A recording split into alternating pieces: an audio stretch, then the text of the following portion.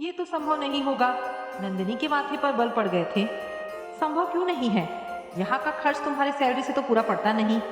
दोनों लोगों की कमाई से क्या फायदा जब बचत ना हो? क्या सब कुछ रुपए के तराजू पर तोला जाएगा? राशि और अदिति को केंद्रीय विद्यालय में शिक्षा मिल रही है, वह क्या कुछ कम है? आजकल सब शहरों में कॉन्वेंट स्कूल खुल गए हैं, फिर तुम खुद उन्हें पढ़ाओगी। तुम नौकरी करना ही चाहोगी तो वहां भी तुम्हें मिल जाएगी। और मेरी 12 वर्षों की स्थायी नौकरी, क्या इसका कुछ महत्व नहीं? नंदिनी का गुस्सा चरम पर था। अब सब कुछ चाहोगी तो कैसे होगा? हथियार डालते हुए अमर सोच रहा था। मैं क्यों नंदिनी के तर्क वितर्कों के सामने झुक जाता हूँ? अपनी दुर्बलता से उत्पन्न खींच को दबाते हुए वह मन ही मन योजना बनाने लगा कि कैसे वह अपने गुस्से को अभिव्यक्ति दे। दूसरे दिन सुबह सुबह ही वह जाने के लिए तैयार हो गया। नंदिनी ने आश्चर्य से टोका, आज तो छुट्टी है, सुबह से ही क्यों जा रहे हो? मुझे वहाँ काम है, उसने रुखाई से कहा। नंदिनी को जानना चाहिए कि वह भी नाराज हो सकता है। वापस आने के बाद भी अमर को चैन नहीं था। हर समय शक के बादलों से विश्वास की धूप कहीं कोने में जा छिपी थी। मन में युद्ध छिड़ा हुआ था। औरत की आत्मनिर्भरता तो गलत नहीं, जॉब करती स्त्री की पुरुषों से दोस्ती भी गलत नहीं, फिर उसका सारा अस्तित्व कैक्टस के कांटों से क्यों बिंधा जा रहा है? दिमाग से देखने पर तो सब ठीक लगता है, परंतु भावना का भी तो जीवन में कहीं ना कहीं स्थान है। इच्छा होती है कि एक बार उन लोगों के सामने मन की भड़ास पूरी तरह निकाल ले। इसी धुन में 3-4 दिन बाद वह पुनः दिल्ली पहुंचा। उस समय शाम के 6 बज रहे थे। दरवाजे पर ताला लगा था। रीता ने भेद भरी मुस्कान के साथ बताया, पवन जी के साथ वे लोग बाहर गए हैं। वह उन्हीं की बैठक में बैठ गया। आधे घंटे बाद सीढ़ियों पर जूते चप्पलों के शोर से अनुमान लगाया कि वे लोग आ गए हैं। अमर बाहर निकल आया।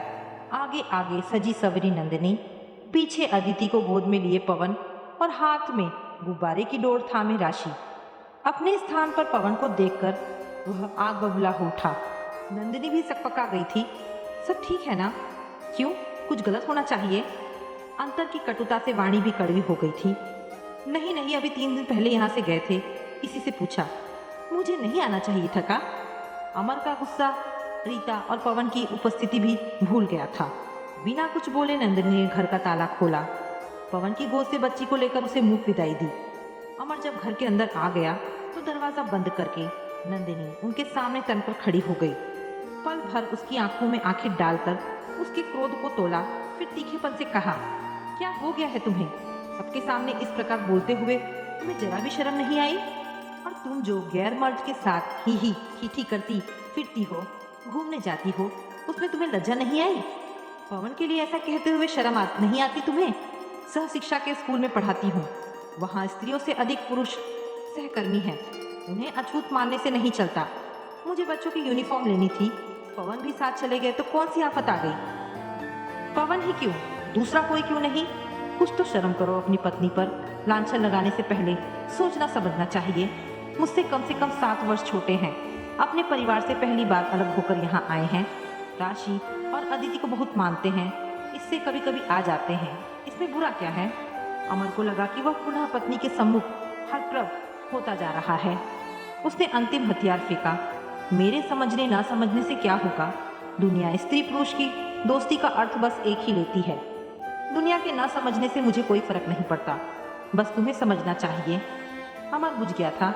रात भर करवटें बदलता रहा। बगल में सोई नंदिनी दहकती ज्वाला के समान उसे जगा रही थी। तीसरे दिन स्कूल में दोपहर की छुट्टी में नंदिनी ने राशि और अदिति के साथ पराठे का पहला कौर तोड़ा ही था कि चपरासी ने आकर कहा, प्रिंसिपल साहब ने आपको अभी बुलाया है, बहुत जरूरी काम है। हाथ का कौर अदिति के मुंह में देखकर वह उठ खड़ी हुई। पिछले कुछ दिनों से वह उलझन में थी। विचारों के सूत्र टूटे और पुराने उनके टुकड़ों के समान बदरंग हो गए थे। सब कुछ ठीक चल रहा था। उस दिन अमर और पवन का सामना ना होता तो सब ठीक ही रहता।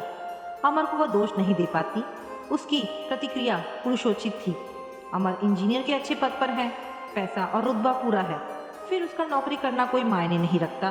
किंतु वह क्या करे, अपनी निजता को कैसे तज करे? जब से होश संभाला, पढ़ना और पढ़ाना जीवन के अविभाज्य अंग बने हुए हैं। अब सब छोड़कर घर की सीमाओं में आबद्ध रहकर क्या वह संतुष्ट और प्रसन्न रह सकेगी? पवन हाँ सुंदर होने के कारण पुरुषों की चाह भरी नजरों का प्रशंसनीय उसने अपना अधिकार समझकर गौरव के साथ स्वीकारा है। पवन भी उसी माला की एक कड़ी है। हाँ, ज्यादा है तो उसकी एकाग्र भक्ति। वो जानती है कि केवल उसके साथ के लिए वह बच्चियों के कितने उपद्रव झेल लेता है। अपने प्रति उसके लगाव से कहीं नंदिनी का अहम परितृप्त हो जाता है। इससे अधिक तो कुछ भी नहीं। खिन्न अंतस पर औपचारिक मुस्कान ओढ़कर उसने प्रिंसिपल के कैबिन में प्रवेश किया। नंदिनी जी, प्रिंसिपल का स्वर चिंतायुक्त था। अभी इंदौर से ट्रंक कॉल आया है, आपके पति अस्पताल में भर्ती हैं।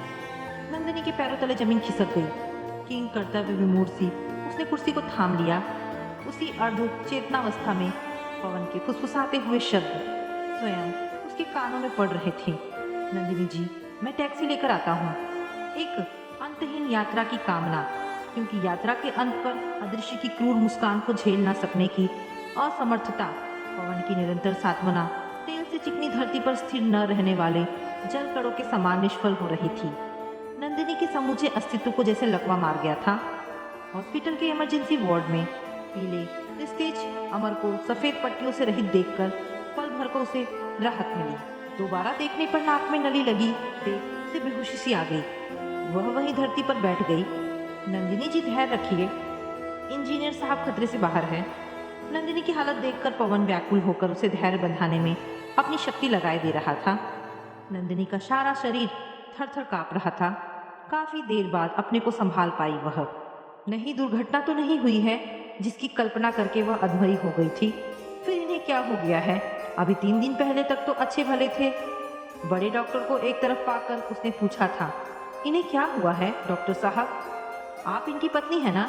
इन्होंने पिछली रात नींद की गोलियां खा ली थी। डॉक्टर का स्वर आरोप भरा था।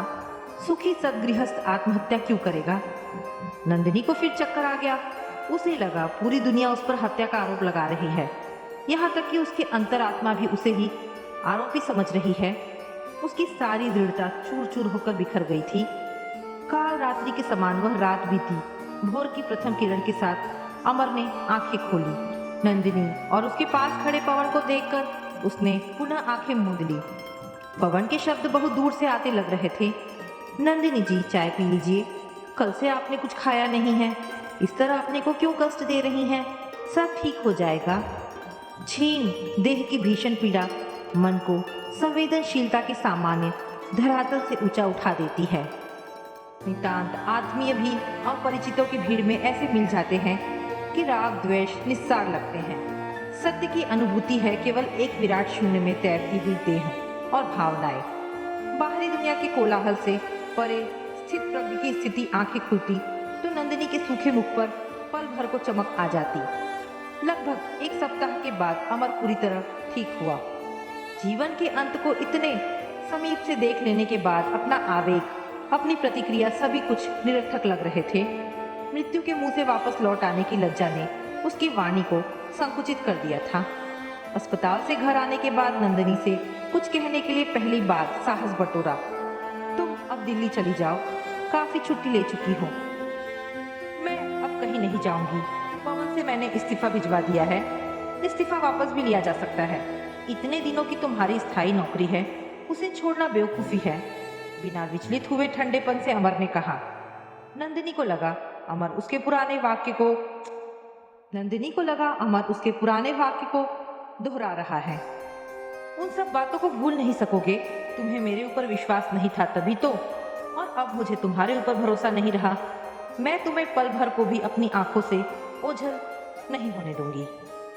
रूप गर्विता के दर्प के हिमखंड वेदना की आंच से पिघलकर आंखों में छलक आए थे और उन जल कणों से सिंचित होकर अमर के अंतस में उगे कैक्टस में फूल खिलने लगे थे। तो दोस्तों, ये छोटी सी कहानी यहाँ पर समाप्त होती है। आशा करती हूँ कहानी आपको पसंद आई होगी। अगर कहानी पसंद आई है तो प्लीज़ इसे लाइक एंड शेयर करें। दोस्तों, ऐसी ढेरों शिक्षाप्रद और पारिवारिक कहानी सुनने के लिए हमारे चैनल को प्लीज़ सब्सक्राइब करें। धन्यवाद दोस्तों।